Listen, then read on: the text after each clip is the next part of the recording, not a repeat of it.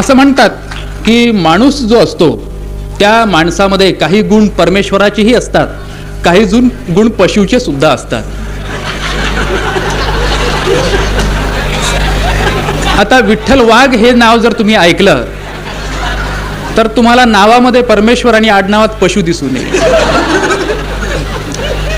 परंतु ते खरोखर चांगले माणूस आहेत आणि अकोल्याच्या शिवाजी कॉलेजमध्ये प्राध्यापक आहेत.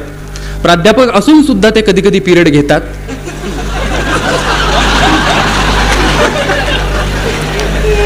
ज्या वर्गावर ते शेवटपर्यंत कॉलेज संपेपर्यंत म्हणजे वर्ष पूर्ण होईपर्यंत पिरियड घेत नाहीत त्या वर्गातील विद्यार्थ्यांचा आदर त्यांच्याविषयी कायम राहतो.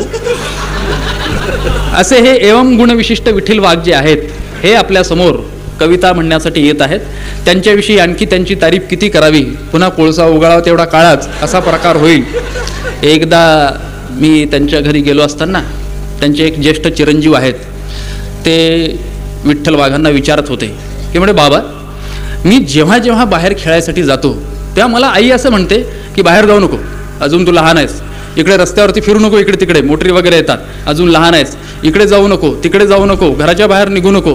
बाबा म्हणे, आईची परवानगी न घेता बाहेर जाण्या इतका मोठा मी केव्हा होईल? विठ्ठल वाघ असं म्हणाले, बेटा तेवढा मोठा तर अजून मी झालो नाही.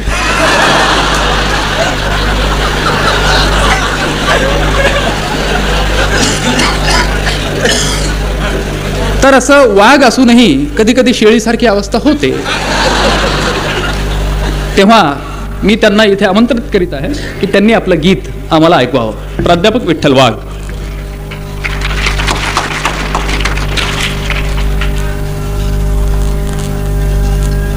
आतापर्यंत नारायण कुलकर्णीचं नाव बरोबर कोणी घेतलेलं नाही. त्यांचं पूर्ण नाव नारायण कुलकर्णी कवठेकर आहे, म्हणजे कमलाबाई जळगावकर वगैरे असतं तसं.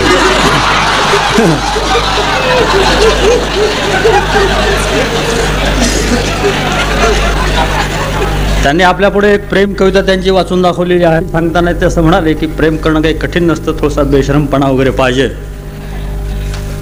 नारायण कुलकर्णींनी प्रेम कविता का लिहिली त्याचं उत्तर मला इथे सापडलं.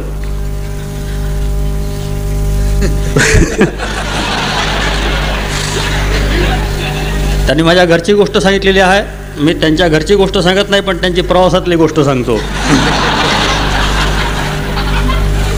एकदा असेच ते कुठल्या तरी कवी संमेलनासाठी जायला निघाले. एस टीत बसले आणि त्यांना समोरच्या सीटवर बसायची फार हौस आहे.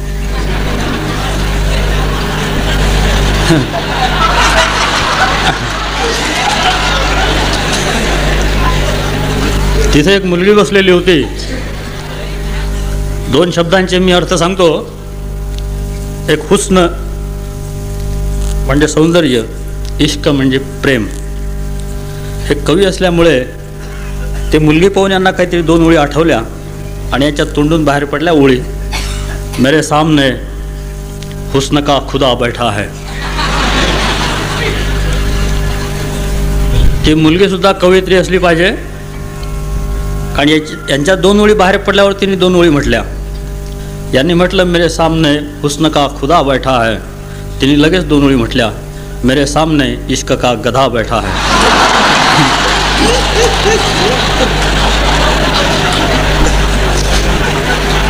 या उर्दू इश्काची आणि मराठी प्रेमाची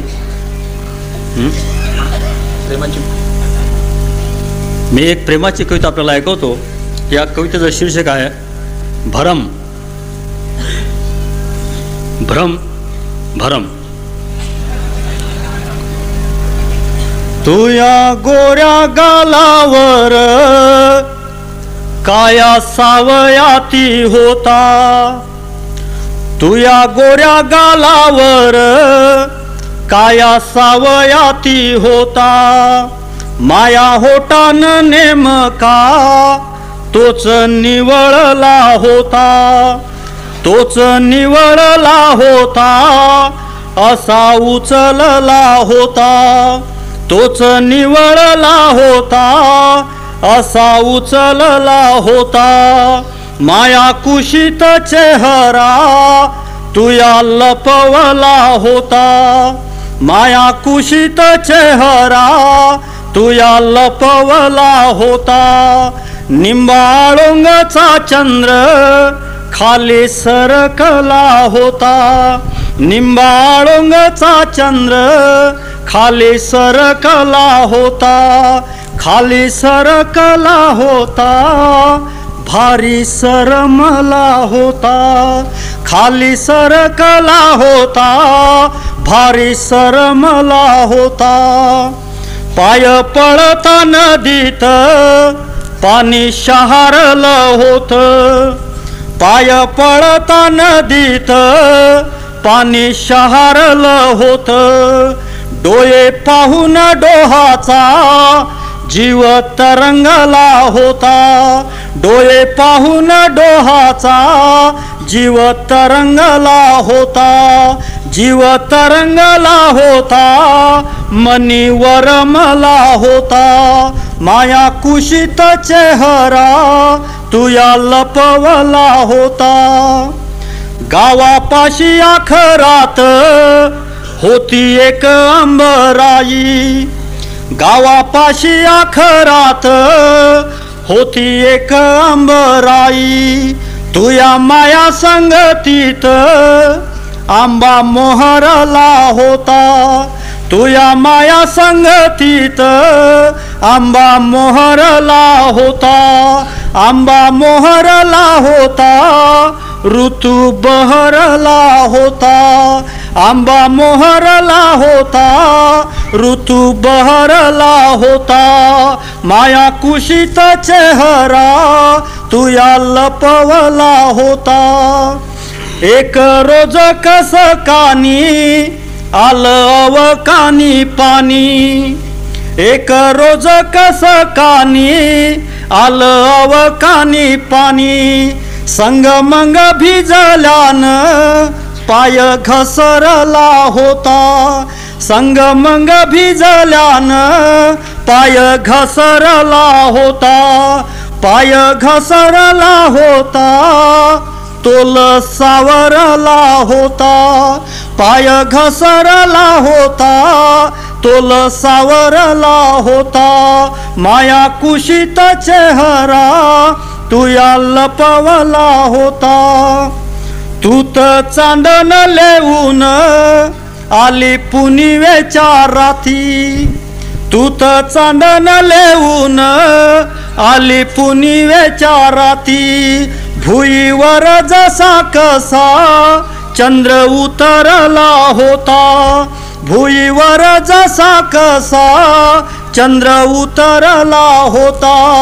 चंद्र उतरला होता. जीव भरमला होता. माया कुशित चेहरा तुया लपवला होता. निंबाळोंगचा चंद्र खाली सरकला होता. खाली सरकला होता. भारी सरमला होता.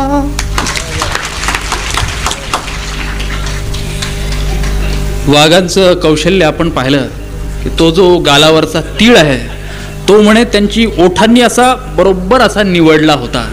म्हणजे मला शंका येते की वाघाचे ओठ आहेत की चोच आहे. आणि त्यातही पुन्हा तिळाची महती अशी सांगितलेली आहे की अब मैं समझा तेरे रुखसार पे तिल का मतलब दौलते हुस्न पे दरबान बिठा रखा है. त्याच्यामुळे यांनी दरबानच उचलून नेला. खजाना मोकळा झाला.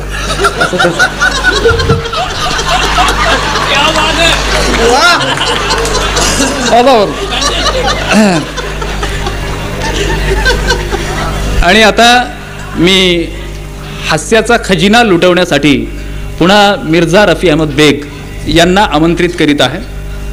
मिर्झा रफी अहमद बेग यांचा परिचय बराचसा मी आपल्याला करून दिलेलाच आहे. त्यांचा फक्त एक स्वभाव मला सांगायचा राहिला की त्यांना प्रत्येक गोष्ट थोडीशी फुगवून सांगण्याची सवय आहे.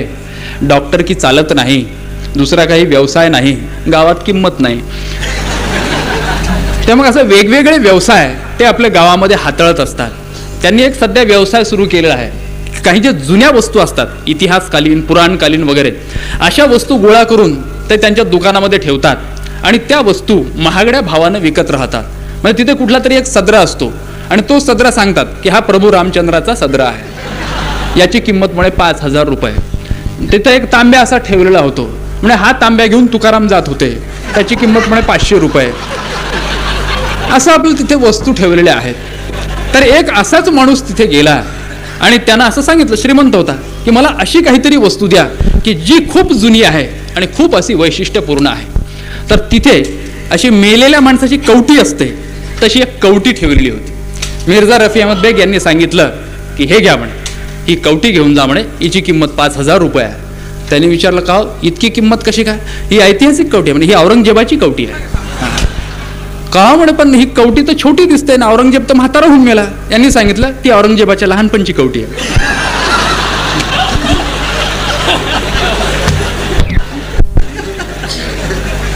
तर असे मिर्झा रफी अहमद बेग आपल्या समोर येत आहेत. त्यांच्या एका मित्राचं लग्न झालं होतं आणि यांच्या स्वभावामुळे पुढे पुढे करण्याच्या तिथे काय झालं हे दोस्ताच्या लग्नात ही कविता ऐकून तुम्हाला सांगतील मिर्झा रफी अहमद बेग.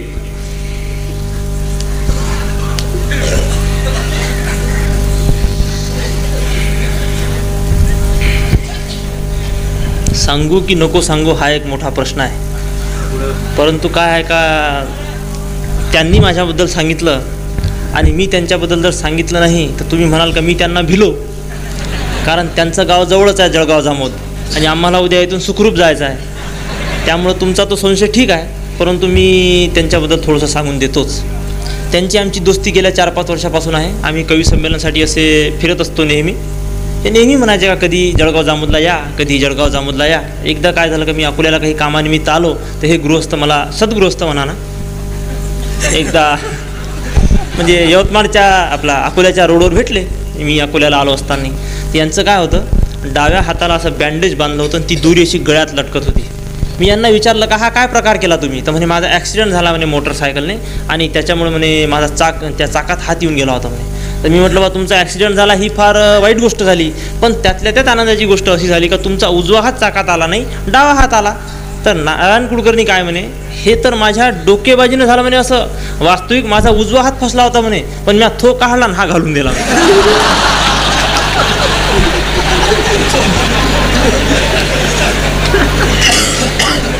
मग आमच्या अशाच गोष्टी निघाल्या. तर हे म्हणे काय म्हणे तू कधी आमच्या गावाला येत नाही, माझ्या गावाला येत नाही, असं नाही तसं नाही. तर मी म्हटलं बा ठीक आहे, आता तर मला फार गडबड आहे, पण मी पुढच्या वेळेस जर कधी अकोल्याला आलो तर एकदा जळगाव जामोदला येईलच. आणि त्या हिशोबाने मग मी एकदा जळगाव जामोदला गेलोच.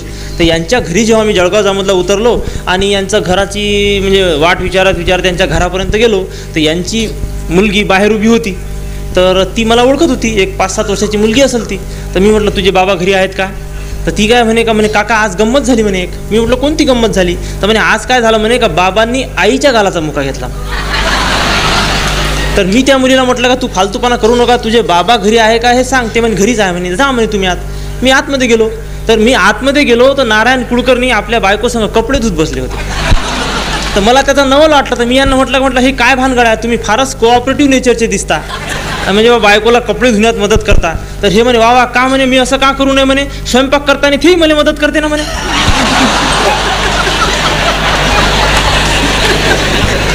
मग मी त्यांना म्हटलं तुमचं जे काय असाल, तुम्ही कोणत्या कामात एकमेकांना कशी मदत करता या फंदात मला पडायचं नाही. परंतु म्हटलं ही जी तुमची मुलगी म्हटलं मला आल्याबरोबर तिनं म्हटलं की बा आज एक गंमत झाली आणि बाबांनी आईच्या गालाचा मुका घेतला, हे काय मला समजत नाही बा. तुमची मुलगी आता 5-7 वर्षाची झाली, तुम्ही आता थोडासा आडपदा ठेवायला पाहिजे, थोडी सेन्सरशिप करायला पाहिजे.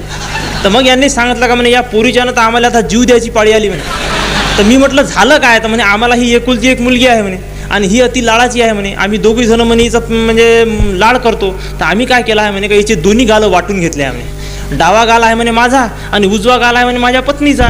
तर डाव्या गालाला हे म्हणते म्हणे बाबाचा गाल आणि उजव्या गालाला म्हणते म्हणे आईचा गाल. आज काय झालं म्हणे मी चुकून डाव्या गालाऐवजी उजव्या गालाचा मुका घेतला. हे सकाळपासून पोट्टी बोंबलून राहिली म्हणे अशी का बाबांनी आईच्या गालाचा मुका घेतला.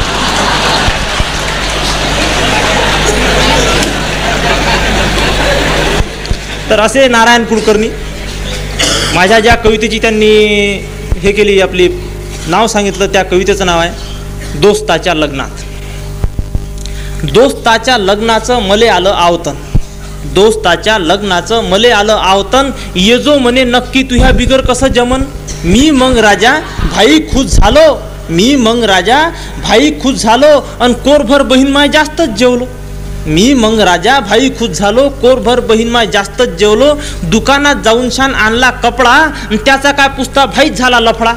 टेलर म्हणे राजे हो कपडा पडन कमी, टेलर म्हणे राजे हो कपडा पडन कमी. म्या म्हणलं अखीन आणून देतो मी, काय फायदा म्हणे थिगय लावा लागन. काय फायदा म्हणे थिगय लावा लागन, त्याच्या परी थोडासा आखूडच होईन. टेलरनं झटपट कपडे शिवून दिले आणि धुतले तर हित आखूड होऊन गेले. टेलरनं झटपट कपडे शिवून दिले, धुतले तर हित आखूड होऊन गेले. आणि चोयना घातला तर टोंगळ्याच्या वर आणि शर्ट घातला तर बोंबलीच्या वर. चोयना घातला तर टोंगळ्याच्या वर, शर्ट घातला तर बोंबलीच्या वर. शर्ट दिसे चोई लोक फिदी फिदी हासे, शर्ट दिसे चोई लोक फिदी फिदी हासे. आणि चोयना कसा महाबहीण चड्डी लेक दिसे. शिवा देऊन टेलरले गुच्चा बसलो आणि ठरल्या दिवशी मी लग्नाले गेलो. मांडवाची राजे हो काय पुसता शान, पैशाले तितसा नव्हतीच वान. वरतून चोहिकून लावला होता कापड आणि लाइटिंग पाहून तर मले आली झापड.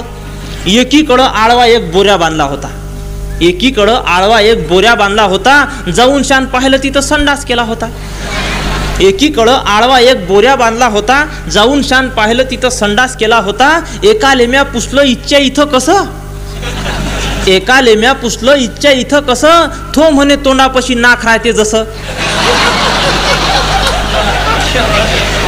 एका लेम्या पुसलं इच्छा इथं कसं, थो म्हणे तोंडापाशी नाक राहते जसं. खूप म्या पाहिलं मांडवातनी फिरून, मोका ढोर येते जसं वावरामंदी चरून.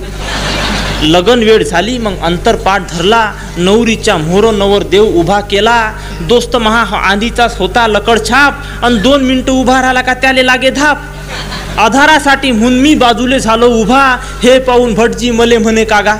म्या म्हणलं त्याले तू गुच्चा बस आणि एक दिन जांभाळीत करशील ठस ठस. मंगलाष्टक कसे मग झाले सुरू, पाय दुखते म्हणून दोस्त करे कुरुमुरू. आणि मंगलाष्टक संपल्यावर लोक फेके अक्षता, आणि डोळ्यामध्ये नाही जाऊन मी घेऊ दक्षता. तरी एक अक्षत नवरीच्या डोळ्यामध्ये गेलीच, तरी एक अक्षत नवरीच्या डोळ्यामध्ये गेली आणि बोंबलली जोऱ्यानं ओ माय मेली. एकदाचं कसं मग शुभ मंगल झालं, एकमेकाच्या गळ्यातनी मग माय टाकणं आलं. नवरदेवानं नवरीच्या गळ्यात टाकली पहिले, तवाच त्याचे पाय कसे डल डल हाले. नवरदेवानं नवरीच्या गळ्यात टाकली पहिले, तवाच त्याचे पाय कसे डल डल हाले. 2 हाती धरून नवरीनं मग हार वर केला. दोस्त महा तवा होता भाईच गवून गेला. खाली पल्ला उचलाले म्या मान खाली केली, आणि चुकून नवरीनं माय माह्याच गळ्यात टाकून दिली. खाली पल्ला उचलाले म्या मान खाली केली, चुकून नवरीनं माय माह्याच गळ्यात टाकून दिली. लोक भाई घाबरले न मी बी झालो थक, आणि भीतीनं छाती माही करे धक धक. आणि कोणीतरी म्हणे चूक दुरुस्त करून घ्या आणि याच्या गळ्यातून काढून त्याच्या गळ्यात टाकून द्या. कोणीतरी म्हणे चूक दुरुस्त करून घ्या, याच्या गळ्यातून काढून त्याच्या गळ्यात टाकून द्या. मग नका पुसू राजे हो काय झालं, नवरीच्या मनात कसं काय आलं. एकदम थे माह्याजवळ आली, खाली वाकून एकदम पाया पडती झाली. म्हणे ज्याच्या गळ्यात म्या टाकली माय, तोच म्हणे कायद्यानं नवरा महा हाय. म्हणे ज्याच्या गळ्यात म्या टाकली माय, तोच म्हणे कायद्यानं नवरा महा हाय. लोक लय सांगे तोंड वासू वासू, थे नाही ऐके सांगे ठासू ठासू. शेवटी लोकाहीनं मलेच नवरदेव केला, आणि ताट होतं कोणाचं ना कोण जेवून गेला.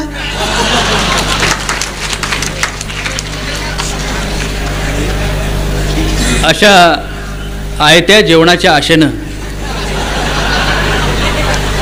त्याच्यानंतरही बरेच लग्न मिर्झा रफी अहमद बेग यांनी अटेंड केली, परंतु पुढे काही असा प्रकार घडला नाही. आता याच्यानंतर मी श्री शंकर बढे यांना बोलवित आहे. शंकर बढे हे यवतमाळचे राहणारे आहेत आणि तिथं नेताजी चौकामध्ये यांचं दुकान आहे. त्या दुकानामध्ये वाटेल त्या वस्तू ते विकत असतात आणि वाटेल त्या वस्तूला वाटेल ते नाव दिलेलं असतं. कुठलीही वस्तू मागितली तर ते नाही असं म्हणत नाहीतच. मग त्यांनी असं तिथे बोर्ड लावला किंवा इथे मुंग्या मारायची पावडर मिळेल. आणि मग एक ग्राहक त्यांच्या दुकानामध्ये गेलं आणि त्यांनी सांगितलं की एक छटाकभर आमच्या घरामध्ये खूप मुंग्या झाल्या, तर मुंग्या मारायची पावडर द्या.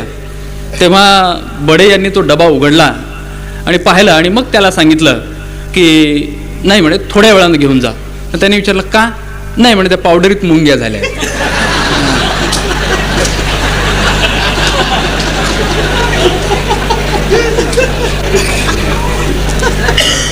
तेव्हा म्हणजे दुकानामध्ये जरी असा माल ते ठेवत असले तरी त्यांच्या कवितेचा जो माल आहे तो अतिशय दर्जेदार आहे. त्यांचं जे हास्य आहे ते वेगळ्या प्रकारचं आहे. म्हणजे मिर्झा रफी अहमदला जर हास्याचा धबधबा म्हटलं तर शंकर बडेला हास्याचा बदबदा म्हणता येईल. तेव्हा ते हास्य घेऊन मी शंकर बडे यांना बोलवित आहे.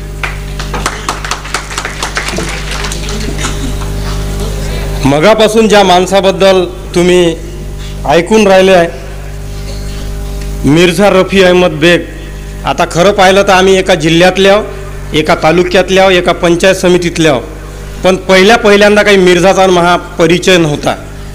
तर मग जेव्हा परिचय झाला तर आता पत्रही लिहायचं म्हणजे अशी वांदेवाडी होय का मिर्झा रफी अहमद बेग म्हणजे कवा कवा कार्ड सरून जाईन, बेग लिहायचं राहून जाय. तर मी जेव्हा त्याची भेट झाली तर म्हणलं का रे मिर्झा, आमच्या हिंदू लोकात असं असते म्हणलं का माणसाचं नाव असते जसं बबन, मग त्याच्या बापाचं नाव राहते गोपाळराव आणि मग त्याचं आडनाव राहते म्हणलं राऊत. तर म्हणलं तुमच्यात काय मावस्याचं आणि काकाचे नाव लिहितात का रे म्हणलं. ते म्हणे काहून म्हणले का हे नाव होय का होय मिर्झा रफी अहमद बेग, म्हणलं याच्यात कोणाकोणाची नावं आहे. तर म्हणे अजून तर याच्यात माझ्या बापाचंही नाव आलं नाही म्हणे. म्हणलं बरं झालं त्याचं लिहिलं नाही, तर म्हणलं त्याच्यासाठी मला धनज माणिकवाड्यापर्यंत या लागलं असतं. आता तुम्ही जसं नारायणनं त्याच्याबद्दल सांगितलं का कोणती गोष्ट आहे फुगून सांगते. एक वेळ आता जसे कार्यक्रम नांदुऱ्यासारख्या गावात होते, उद्या भद्रावतीले आहे, कधी औरंगाबादले होते, कवा अकोल्याले होते, कवा लहान खेड्यातही होते. एक वेळ काय झालं का आमचं गावाजवळ एक सारंगपूर आहे, त्या गावात कार्यक्रम झाला. पण हा जेव्हा गावात गेला कार्यक्रम करून तर लोक विचारत कितने लोक थे, पूछोय मत म्हणजे फिर अरे लोग इतने थे हमको दिखता था उसके पहली बार लोग थे म्हणे. कुछ लोग तो घर में बैठ के सुन रहे थे म्हणे. म्हणजे याचं काय, याचं जे गाव आहे त्याचं इस्टँड अलीकडं आहे आणि गाव पलीकडं आहे. त्याच्यानं काय होतं का याले कामधंदा नसला यानं सांगितलं का डॉक्टरी चालत नाही, त्याच्यानं तिथे येऊन बसते. मग हेच सुरू, इथून गेलं का ऐसा हुआ, ऐसा कार्यक्रम हुआ, ऐसा हुआ, फलाना जगे वैसा हुआ, नुसत्या फोकाण्या मारत राहायचं. आता त्याच्यात काय होते का लहान लहान जे पोट्टे असते ते कुठचेही असले तर इच्छक असतेच. एक दिवस काय झालं का याच्या हा जिथं राहते तिथं एका पोट्ट्यानं काय केलं का एका कोंबडीला मारला गोटा. तर ते कॉक कॉक करत याच्या घरात घुसली. आता याच्या बायकोला वाटलं नाही तरी तर जातेच, तिनं आपलं जमून टाकलं. आता याचं एक मोठं राहते कवाही काही झालं की आपण हराम का नाही खाते. आता गोट अशी झाली का 1-1:30 वाजेपर्यंत इथं गोष्टी करत बसला आणि घरी गेला. आता भुकीच्या तावावर आलेला माणूस घरी गेल्या याच्यावर ते क्यूजी क्या पका है. तर बायकोनं सीधं सांगितलं का म्हणे बाजू किस तू भी लड़के ने किसके तू भी मुर्गी को पत्थर मारा था, बोले कॉक कॉक करते अपने घर में घुसी, नहीं तू भी जाने वाली थी मैंने जमा डाली म्हणे. ते म्हणे तोबा तोबा तोबा आपण तो हराम का नहीं खाते म्हणे. ऐसा करो म्हणे अपने को चटणी रोटी परोस देव खाओ म्हणे. तिनं मग एका ताटात तिखट, त्याच्यावर मीठ, त्याच्यावर तेल, त्याच्यात पोळी आणि याला वाढलं. आता यानं 2 घास खाल्ले असेल तेवढा तिनं काय केलं का चुलीवर जे गंज होता त्याच्यावरच असं झाकण थोडंसं उघडलं तर ते वाफ अशी बाहेर खिळजी होईल. इसमें नमक मिर्ची तेल तो अपने घर का होगा ना म्हणे.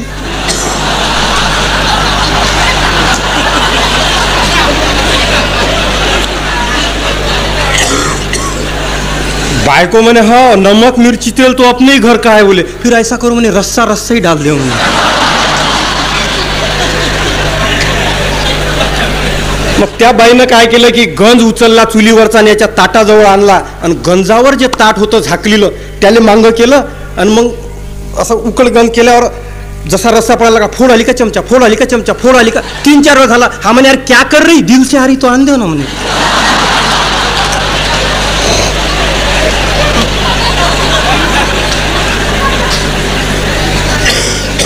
मी जेव्हा पहिल्यांदा कार्यक्रम करायला लागलो, पहिल्यांदा शिवाजी कॉलेज अकोल्याच्या कार्यक्रमासाठी झाले जेव्हा वाघाकडे आलो तर कटिंग फटिंग काही केली नव्हती, दाढी माडी केली नव्हती. तर याने सांगितलं म्हणे जरा सुधार हात जाय, कलिजात जा लागते.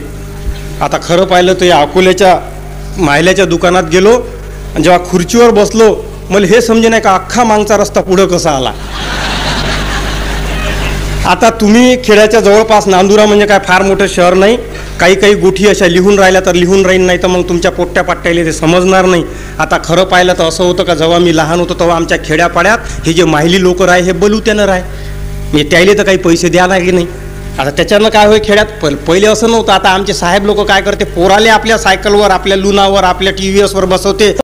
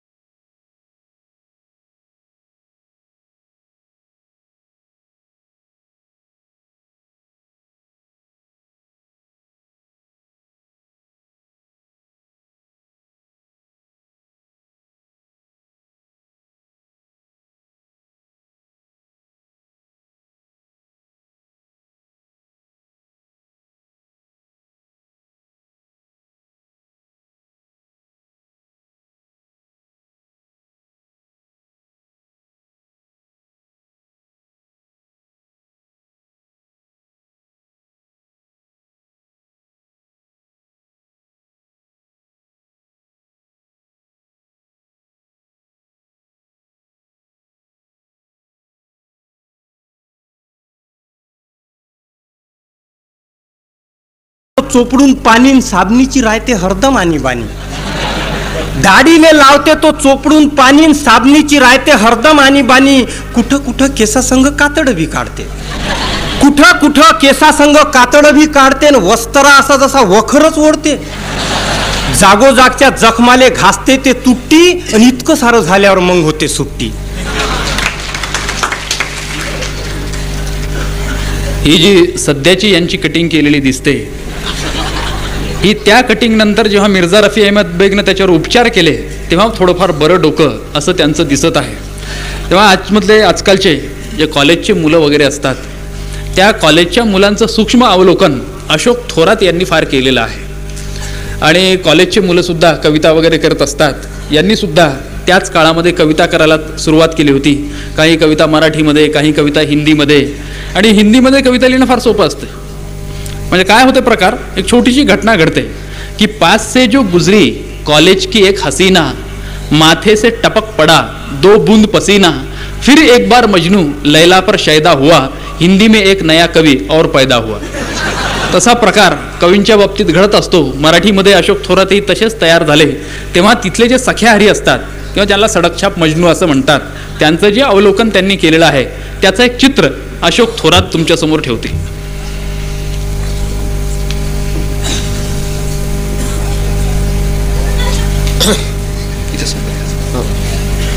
तिथला हा कार्यक्रम गणेशोत्सव मंडळाचा होता, त्यामुळे सार्वजनिक ठिकाणी असेल असं मला वाटलं. पण तो कॉलेजच्या स्टेजवर आहे, त्यामुळे इथे कॉलेजची मुलंसुद्धा असतीलच असं मी गृहीत धरतो. तर सध्या मला कॉलेजच्या मुलांचा चांगला अनुभव आहे. परंतु जेव्हा मी खेडं सोडून, माझं गाव सोडून पहिल्यांदा शहरात आलो आणि कॉलेजमध्ये प्रवेश घेतला तेव्हा मला अतिशय फरक वाटायला लागला. कारण तोपर्यंत अमरावती म्हणजे काय ती मला माहीत नव्हती. कॉलेजमध्ये येईपर्यंत अमरावतीचं दर्शन होतं, त्यामुळे कॉलेजचे मुलं मला काहीतरी दिसायला लागले.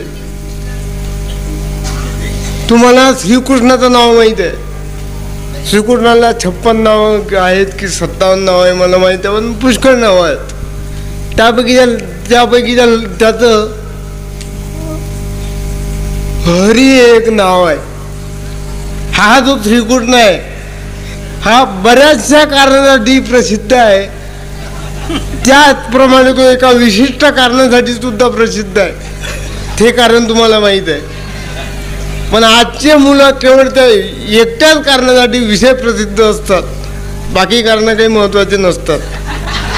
हा जो कॉलेजचा हरी आहे हा कसा असतो? पहिल्यांदा मला जे कॉलेजच्या विद्यार्थ्यांचं दर्शन घडलं, जे जाणवले, जसे वाटले तसे मी ते शब्दात व्यक्त केलं. कॉलेजच्या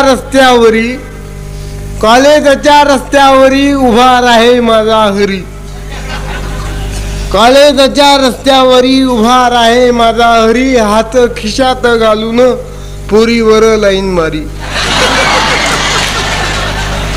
कॉलेजच्या रस्त्यावरी उभा राहे माझा हरी, हात खिशात घालून पुरीवर लाईन मारी.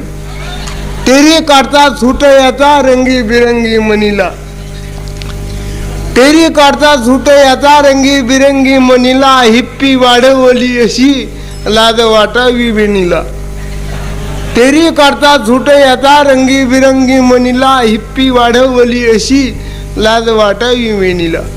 सुपा एवढा गॉगल, सुपा एवढा गॉगल तुरी एवढ्या डोळ्याला, सुपा एवढा गॉगल तुरी एवढ्या डोळ्याला, मोका ढोरात लोडणं जसं टाय बांधला गळ्याला. सुपा एवढा गॉगल तुरी एवढ्या डोळ्याला, मोका ढोरात लोडणं जसं टाय बांधला गळ्याला. हातामध्ये कड घालून कधी दादागिरी करी, हातामध्ये कड घालून कधी दादागिरी करी, आणि वरचा बॉस भेटला म्हणजे हाजी हाजी करी. हातामध्ये कड घालून कधी दादागिरी करी, वरचा बॉस भेटला म्हणजे हाजी हाजी करी. असा माझा हरी याला नको ती पंढरी, असा माझा हरी याला नको ती पंढरी. फक्त मुलींचा तांडा हवा कॉलेजच्या स्टाफवरी, कॉलेजच्या स्टाफवरी.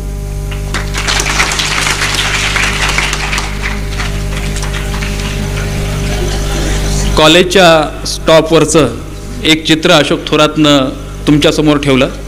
कदाचित तो त्याच्या आत्मचरित्राचाही एक भाग असू शकतो. पुढे मागे आत्मचरित्र जेव्हा लिहील तेव्हा कळेल. आणि देवीदास सोटेसुद्धा कॉलेजमध्येच प्राध्यापक आहेत, तेव्हा त्यांचे जे काही अनुभव आहेत ते सुद्धा त्यांनी सांगावेत अशी मी श्रीयुत बालकवी सोटे यांना विनंती करतो. कॉलेजातलेच अनुभव सांगितले पाहिजेत असं नाही. त्यांचं नाव देवीदास आहे, तेव्हा एखाद्या देवीचे जे दात असतील तेव्हा त्या देवीचाही अनुभव त्यांनी सांगितला तरी काही हरकत नाही. कारण जी म्हातारी माणसं असतात त्यांना अनुभव सांगण्याशिवाय दुसरं काही करता येत नाही. तेव्हा या निमित्तानं तो एक जो चान्स मिळतो, संधी मिळते, आपल्या ज्या जुन्या हिरव्या आठवणी असतात त्या त्यांनी जागृत करायला काही हरकत नाही. श्री देवीदास सोटे.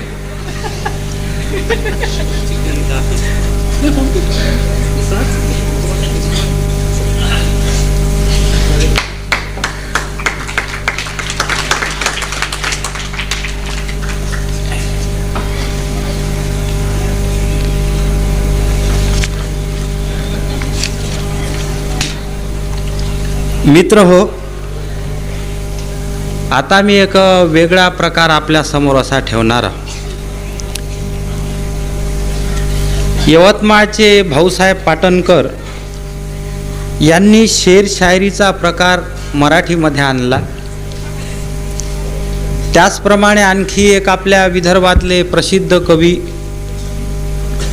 सुरेश भट यांनी गझलांचा प्रकार मराठीमध्ये आणला. मित्र हो, हिंदीमध्ये जो एक व्यंगाचा प्रकार आहे तो प्रकार मराठीमध्ये आणण्याचा मी प्रयत्न केलेला आहे.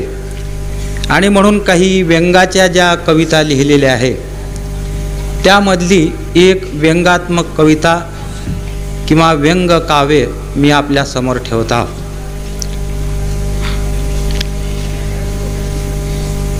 या कवितेची कल्पना अशी आहे, इथे जवळजवळ बराचसा जनसमूह जो आहे तो सगळा शिकलेला असा वर्ग आहे, अधिकारी वर्ग आहे, इतरही वर्ग या ठिकाणी आहे.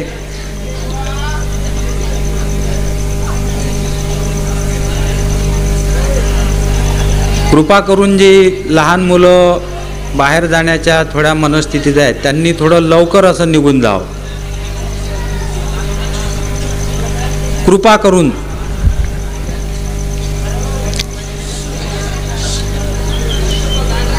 अलीकडे जगामध्ये कोणत्या घटना घडतात या घटना जाणून घेण्याच्या दृष्टीने संपूर्ण लोक वर्तमानपत्र हे वाचायला लागलेले आहेत आणि प्रत्येक दिवशी वेगवेगळ्या प्रकारच्या घटना अशा घडत आहेत.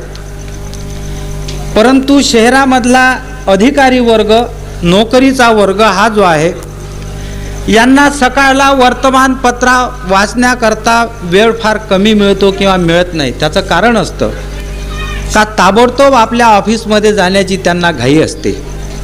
आणि म्हणून अलीकडे हा वर्ग जो आहे हा वर्तमानपत्राचे हेडिंग जे आहेत हेडिंग चाळून घेतात, ज्याला मथळे असे म्हणतो आहे. ते असे मथळे चाळून घेतल्यानंतर तो आपला सकाळला 10-10:30च्या वेळेस आपल्या ऑफिसमध्ये जातो आणि नंतर 5:30-6 वाजता परत आल्यानंतर चहा वगैरे घेतल्यानंतर मात्र मग आरामात वर्तमानपत्र चाळतो. स्त्रियांची सकाळची ही कामाची वेळ असते, तरी पण काय घटना घडलेल्या आहेत ह्या चाळून घ्याव्यात म्हणून स्त्रियासुद्धा एक 5-10 मिनिटामध्ये नव्हे 2-4 मिनिटामध्ये वर्तमानपत्राचे हेडिंग चाळून घेतात. आणि नंतर दुपारच्या वेळेला सावकाश वर्तमानपत्र वाचतात. परंतु या घाई गर्दीमध्ये ज्यावेळेस वर्तमानपत्र वाचल्या जातं आणि वरचं हेडिंग वाचल्या जातं आणि खालचं हेडिंग वाचल्या जातं, त्यावेळेस वरचा मथळा वाचल्यानंतर आणि खालचा मथळा वाचल्यानंतर त्याच्यामध्ये विसंगती कशी निर्माण होते यावरती ही आधारलेली कविता आहे. हा एक हिंदीमधला व्यंगाचा प्रकार आहे म्हणून मलाही तो आवडला आणि म्हणून मी हे व्यंग असंच याला नाव दिलेलं आहे. कृपा करून थोडी मुलं जी आहे ती जरा बेचैन असल्यासारखी आहे, शांत थोडी असाल तर बरं होईल, कारण बाकीच्यांना त्रास होऊ नये याची आपण दक्षता घ्या. दैनिकातील मथळे. काही मथळे नेहमी येतात, रोज येतात आणि आपण कंटाळून गेलेला का काय बात तेच खून, दरोडे, माऱ्या, अत्याचार, बलात्कार वगैरे एवढे जे आहेत हे नेहमी वर्तमानपत्र वाचायला मिळतात. आणि असेच मथळे कसे येतात त्यावरती आधारलेली कविता. म्हणून एक मथळा कसा आलेला होता. अल्पवयीन मुलीवर भर दिवसा बलात्कार.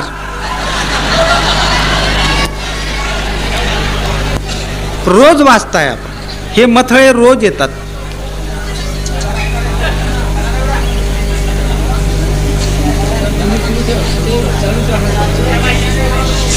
कृपा करून थोडे लवकर बसून जाते याच्या. आता याच्यानंतर जे उठून गेले त्यांना येऊ नका देऊ पुन्हा इथे. व्यंग कसा आहे. अल्पवयीन मुलीवर भर दिवसा बलात्कार. त्याच्याच खाली एक मोठा मथळा होता. कोणता मथळा होता. अल्पवयीन मुलीवर भर दिवसा बलात्कार आणि खाली मोठा मथळा आचार्य विनोबाजींचा तरुणांना सल्ला.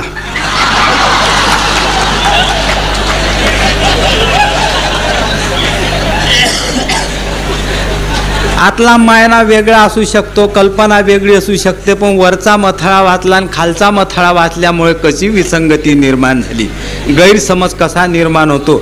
जणू काही आचार्य विनोबा भावेंनीच सांगितलेलं आहे तरुणांना. अल्पवयीन मुलीवर भर दिवसा बलात्कार, आचार्य विनोबाजींचा तरुणांना सल्ला. आणखी काही अधूनमधून मथळे वर्तमानपत्रामध्ये येत राहतात. पुन्हा एक दुसरा मथळा कसा आलेला होता. हुंडा पद्धती बोकाळलेली आहे, याबद्दल मंच सुद्धा असे तयार झालेले आहेत, याची कल्पना सर्वांना आहे, तरी मात्र घटना अशा घडतच आहेत. हुंड्यासाठी गरीब सुंदर मुलीचे लग्न तुटले. मोठा मथळा आला.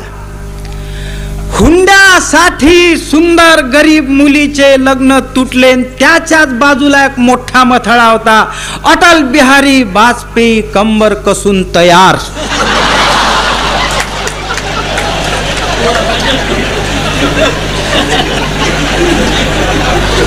तो मथळा वेगळ्या परिस्थितीमध्ये असू शकतो, निवडणुकीच्या वेळेचा असू शकतो, परंतु मथळे वाचल्यानंतर समज कसा होता. हुंड्यासाठी गरीब सुंदर मुलीचे लग्न तुटले. अटल बिहारी वाजपेयी कंबर कसून तयार. त्याच प्रकारचे वेगवेगळे अजूनही मथळे कसे येतात. 3-3.5 वर्षापूर्वी 3-4 वर्षापूर्वी नागपूरमध्ये फार मोठे मोठे दरोडे पडले, वर्तमानपत्र घरले, नागपूर हादरून गेलेलं होतं. जसं पुण्यामध्ये अभ्यंकर खून खटला जो झाला तो अजूनही लोकांच्या डोळ्यासमोर आहे. पुणे हादरून गेलेलं होते. अशा प्रकारच्या घटना कशा घडत होत्या आणि वर्तमानपत्रामध्ये हेडिंग कसे लिहून येत होते. सेठ माणिकच्या दुकानात 1.5 लाखाची चोरी. मोठा मथळा आलेला होता. असा सेठ माणिकचंदच्या दुकानात 1.5 लाखाची चोरी, त्याच्याच बाजूला एक मोठा मथळा होता. कसा मथळा होता? सेठ माणिकचंदच्या दुकानात 1.5 लाखाची चोरी, खालती मथळा होता, वीर जामवंतराव धोटे यांना अटक.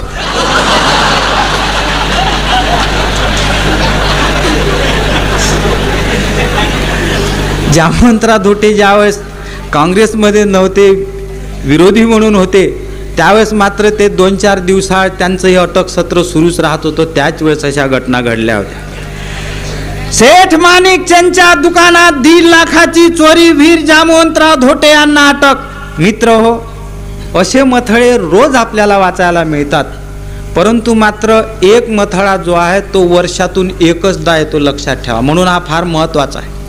एकच वर्षातून एकचदा, तो कधी येत नाही दुसऱ्यांदा. त्याचं कारण असं आहे, तोच तो वर्ल्ड ब्युटी कॉम्पिटिशन. ती वर्षातून एकच वेळा भरते आणि ती बहुधा परदेशामध्ये. त्याचा मथळा कसा आलेला होता? या वर्षी स्वित्झर्लंडमध्ये विश्व सुंदरी सौंदर्य स्पर्धा, पूर्ण पानभर असं हेडिंग आलं. या वर्षी स्वित्झर्लंडमध्ये विश्व सुंदरी सौंदर्य स्पर्धा, त्याच्या खाली मोठा मथळा होता, बाबू जगजीवनराम परदेश रवाना.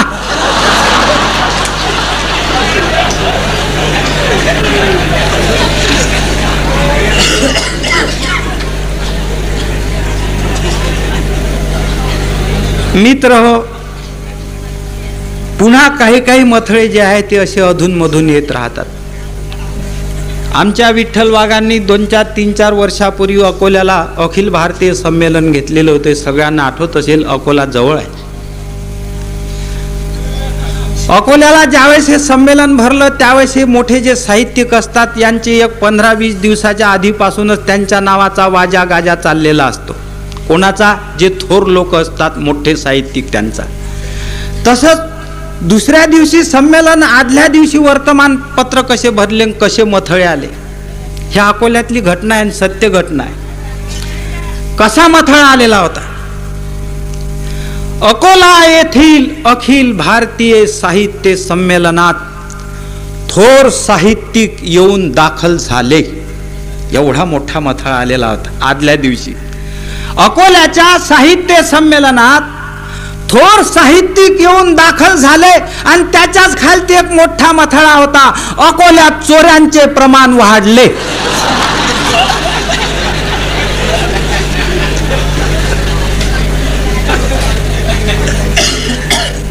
काही मथळे वेगवेगळ्या परिस्थितीमध्ये वेगवेगळ्या प्रकारचे येतात. म्हणून एक मथळा कसा आलेला होता? अजूनही काही लहान लहान पोट्टे, लहान लहान पोरी वगैरे पळून नेणे, चोरून नेणे, ह्या घटना अजूनही घडूनच राहिलेल्या आहेत. परंतु केरळमध्ये एक मोठी घटना घडलेली होती, कारण तिथे अशी 10-15 दिवसाच्या नंतर एखादी मुलगी पळून नेली अशी नाही, एक वेगळ्याच प्रकारची घटना घडली. केरळमधल्या 25 मुली एकदम गायब. मोठा मथळा आला होता, चौकशा सुरू झाल्या. केरळमधल्या 25 मुली एकदम गायब. त्याच्याच खालती एक मोठं हेडिंग होतं, मोठा मथळा होता, शरद पवार यांना दिंडीसह अटक.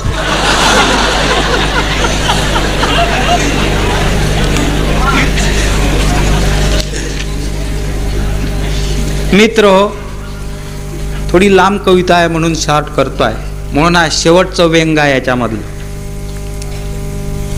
बडोद्याच्या महाराणी यांना पुत्र प्राप्ती. तसंच असते, राजे महाराजे मिनिस्टर लोक वगैरे यांना जर काही मूल वगैरे झालं तर वर्तमानपत्रामध्ये लिहून येते यांना पुत्र प्राप्ती झाली म्हणून. आमच्या गरीबाच्या घरात तिची बहीण 10 नाही 12 होते, पण एकाही पोट्ट्याबद्दल लिहून येत नाही त्याच्यामध्ये. त्यांचं सुख त्यांना लखला बसो, आपल्याला काही त्याचं करायचं नाही.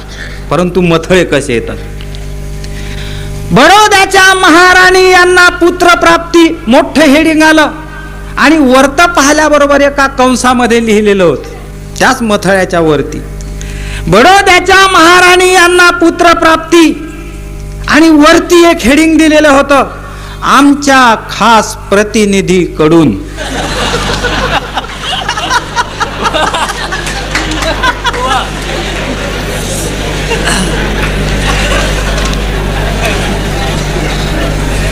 हे असे विचित्र मथळ्यांच्या जोड्या तुम्ही वाचल्या असतील वर्तमानपत्रामधून. मीही परवाला असा विचित्र मथळ्याची जोडी वाचली की वरते एक अशी बातमी होती, एका माणसाचा मानसिक धक्क्याने मृत्यू. त्याच्या खाली दुसरा मथळा होता, देविदास सोटे यांचे कविता वाचन.